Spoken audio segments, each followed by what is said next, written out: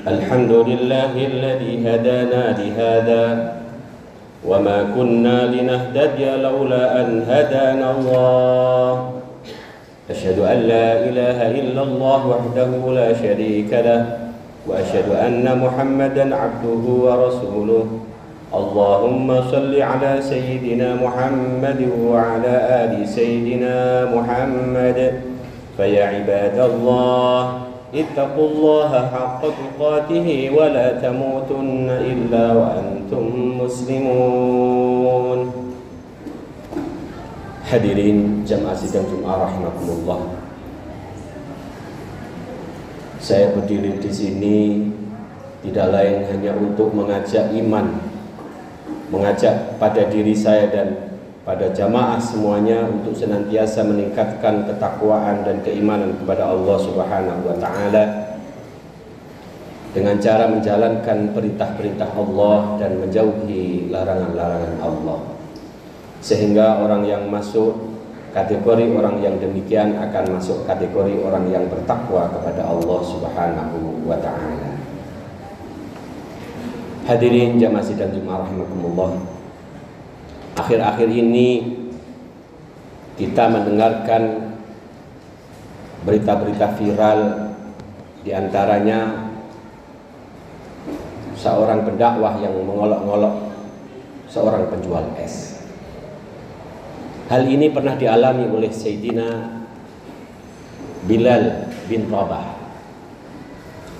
Saat itu ketika Fathu Makkah, ketika Rasul bisa hijrah ke Madinah, kemudian kembali ke Makkah, kemudian orang-orang Makkah beriman kepada Rasulullah, maka Rasulullah memerintahkan Bilal bin Rabah untuk azan di atas mimbar yang berada di pucuk Ka'bah.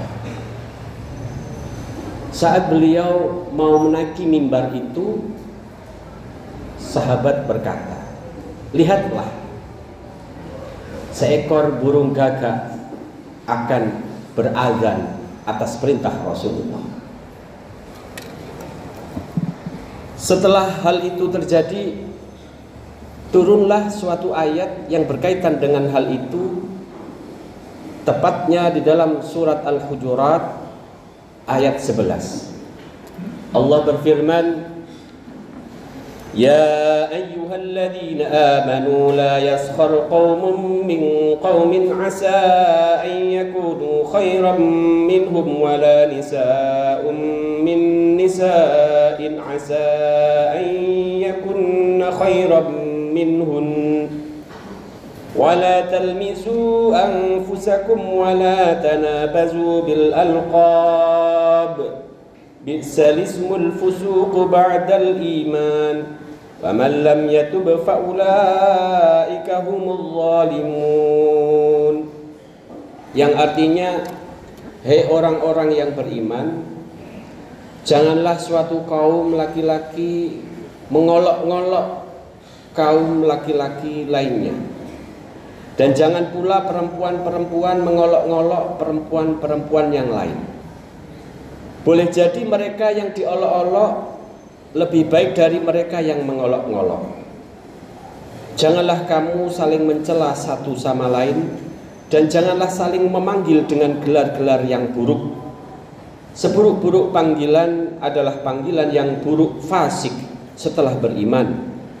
Dan barang siapa tidak bertaubat, maka mereka itulah orang-orang yang zalim.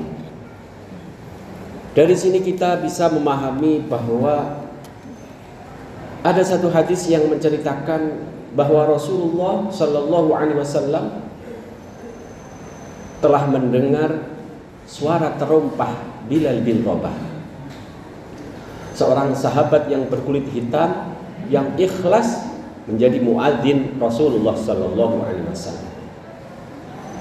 Hal ini menandai bahwa ternyata olok mengolok, hina menghina, bully membuli benar-benar suatu larangan di dalam agama Islam. Maka kenapa di ayat lain Allah juga memberi perintah kepada kita, tepatnya di dalam Surat An-Nahl ayat 125. Allah berfirman, Ud'u ila sabili rabbika bil hikmati wal mau'izatil hasanah wajadilhum billati hi ahsan inna rabbaka huwa a'lamu biman dhalla an sabilihi wa huwa a'lamu bil muhtadin. Serulah pada jalan Tuhanmu dengan hikmah. Hikmah itu suatu pembelajaran, suatu ilmu yang bermanfaat. Seperti halnya kita mengajari anak-anak kita makan pakai tangan kanan, masuk ke masjid dengan kaki kanan, keluar dari toilet dengan kaki kiri. Itu adalah suatu hikmah yang akhirnya menjadi watak bagi anak tersebut sampai dewasa, dan itu sangat bermanfaat, bernilai di sisi Allah Subhanahu wa taala. Wal mau'izatil hasanah, dan juga nasihat yang baik. Tentu nasihat yang baik itu banyak caranya, tidak sampai menyakiti orang lain, tidak sampai mempermalukan orang lain. Wajadilhum billati hi ahsan, dan ajaklah berdiskusi terhadap orang-orang yang ingkar dengan cara yang lebih baik. Ada panel, ada seminar, ada diskusi yang mengedepankan ilmu pengetahuan daripada olok-olokan. Inna rabbaka huwa a'lamu bima dhalla an sabili. Sesungguhnya Tuhanmu lebih mengetahui terhadap orang-orang yang sesat dari jalannya Allah. Wa huwa a'lamu bil muhtadin, dan dia juga lebih mengetahui terhadap orang-orang yang mendapatkan petunjuk. Maka dari ayat ini kita bisa menyimpulkan betapa pepatah menyatakan mulutmu harimaumu. Dimulai dari kata-kata yang tidak baik akan berefek tidak baik juga bagi orang lain. Tapi sebaliknya, ucapan-ucapan yang baik akan membawa dampak positif baik bagi dirinya maupun orang lain. Karena ucapan-ucapan itu akan menjadi doa bagi dirinya maupun orang lain. Hadirin jamaah sidang Jumat rahimakumullah. Di ayat lain Allah berfirman, tepatnya di dalam surat Al-Imran ayat 159,